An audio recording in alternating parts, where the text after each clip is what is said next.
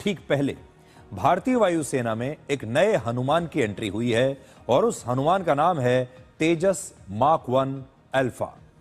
सबसे बड़ी बात यह है कि यह हमारा स्वदेशी फाइटर जेट है और आज इस नए फाइटर जेट ने हिंदुस्तान एरोनॉटिक्स लिमिटेड की नासिक फैक्ट्री से अपनी पहली उड़ान भरी है और ये जो आप देख रहे हैं ये उसी उड़ान की तस्वीरें हैं।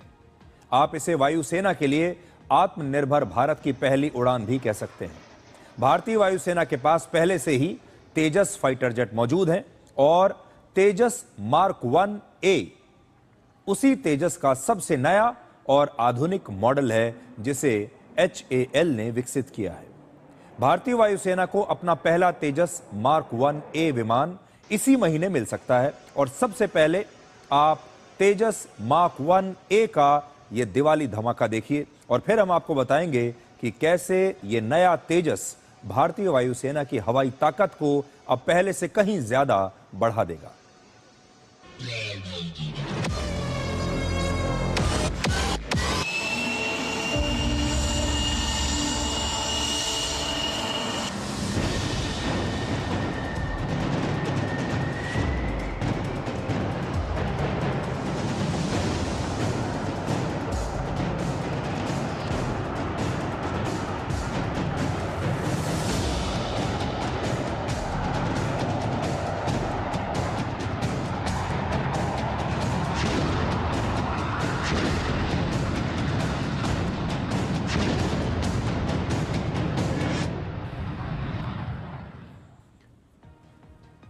ये नया विमान अब वायुसेना के उन MiG-21 फाइटर जेट्स की जगह लेगा जिन्हें पिछले महीने ही रिटायर किया गया था।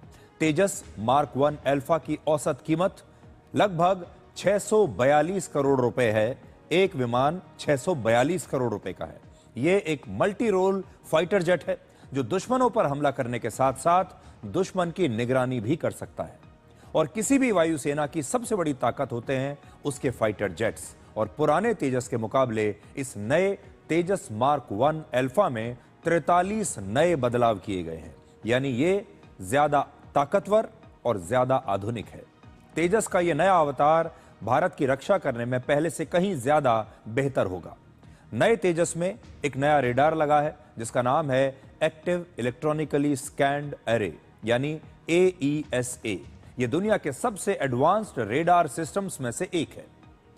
नई टेक्नोलॉजी वाला यह रेडार ज्यादा दूरी तक दुश्मन की पहचान करके दुश्मन पर हमला कर सकता है और यह खुद इतना ताकतवर है कि दुश्मन इस रेडार को जाम भी नहीं कर पाएगा।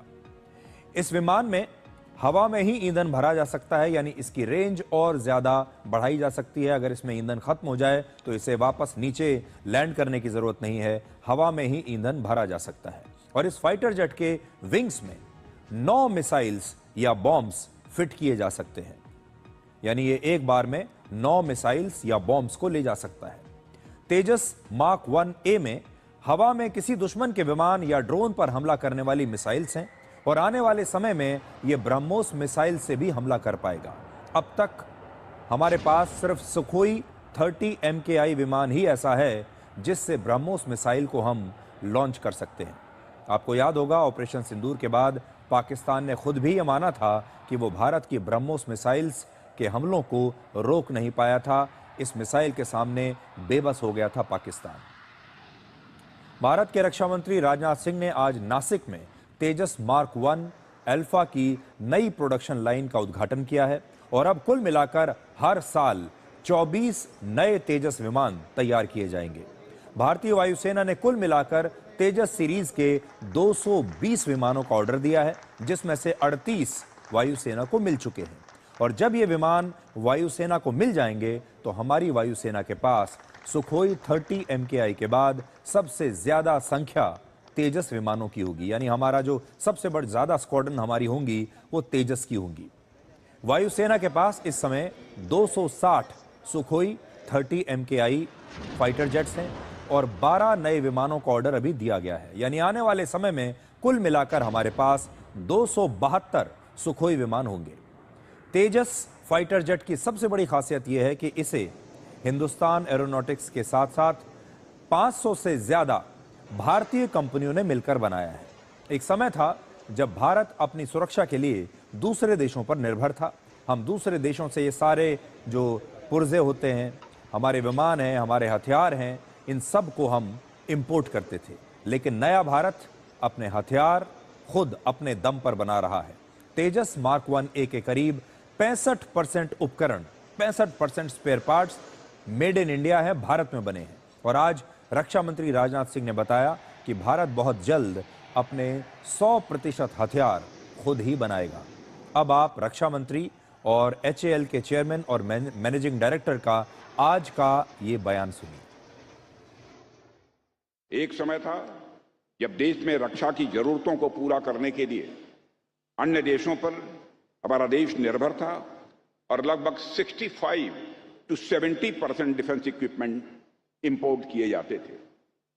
लेकिन आज स्थिति बदल चुकी है। अब भारत 65% मैन्युफैक्चरिंग अपनी ही धरती पर कर रहा है और बहुत जल्द ही हम अपनी डोमेस्टिक मैन्युफैक्चरिंग को 100% तक ले जाना चाहते हैं। यह हमारा संकल्प है। साथियों, डिफेंस सेक्टर में आत्मनिर्भरता की सोच कोई आज की नहीं है। 10 साल पहले से ही हमारे प्रधानमंत्री श्री नरेंद्र मोदी के नेतृत्व में हमारी सरकार ने यह स्पष्ट रूप से समझ लिया था कि बिना आत्मनिर्भर हुए हम कभी भी वास्तविक रूप में सुरक्षित नहीं हो सकते हैं। I think we have a very capable aircraft today. The state-of-the-art avionics in terms of a very capable radar, EW suite, the weapon configuration. So it's I would say a cutting-edge aircraft, and more importantly, it is an aircraft we can maintain, upgrade ourselves. I can add new weapons, I can add new capabilities, because we are in full control of the software and hardware. So I think it's on par with anything in the world. I have no doubt about it. अब आप समझिए कि ये स्वदेशी fighter jet हमारे लिए इतना जरूरी क्यों है। तो भारतीय वायुसेना के पास करीब 500 फाइटर जेट्स हैं। हालांकि टू फ्रंट वॉर के लिए हमें करीब 750 फाइटर जेट्स की आवश्यकता है। टू फ्रंट्स मैंने क्यों कहा? क्योंकि भारत को एक फ्रंट पर पाकिस्तान और दूसरे फ्रंट पर चीन के साथ कभी भी युद्ध करना पड़ सकता है। कभी भी ऐसी स्थिति उत्पन्न हो सकती है। इसलिए हम हमेशा एक नहीं बल्कि 2 फ्रंट की तैयारी करके रखते हैं। पिछले महीने वायुसेना से 36 MiG-21 विमान रिटायर हुए हैं, क्योंकि ये बहुत पुराने हो चुके थे। इसलिए 36 विमान हमारे रिटायर हो चुके हैं जो MiG-21 विमान थे। और इसके बाद अगले कुछ वर्षों में जैगुआर और मिराज विमान भी रिटायर होने शुरू हो जाएंगे। और भारतीय वायुसेना इस कमी को अब मेड इन इंडिया आधुनिक तेजस विमानों से पूरा करने की तैयारी कर रही है। अब हम ये कोशिश करेंगे कि हमें आगे चलकर फाइटर जेट्स बाहर से ना खरीदने पड़े, बल्कि हम अपने देश में ही अपनी जरूरत के हिसाब से अपने फाइटर जेट्स को विकसित कर सकें, उन्हें यहीं पर बना सकें और यहीं अपने देश में हम उन्हें मेंटेन कर सकें। और उनके स्पेयर पार्ट्स की जरूरत भी हम खुद ही भारत से ही पूरी कर सकें। अब किसी और देश के सामने हमें जाने की आवश्यकता नहीं पड़ेगी। ऑपरेशन सिंदूर के दौरान पाकिस्तान पर भारतीय वायुसेना के अचूक प्रहार को लेकर भी एक नया सबूत आज पूरी दुनिया के सामने आ गया है।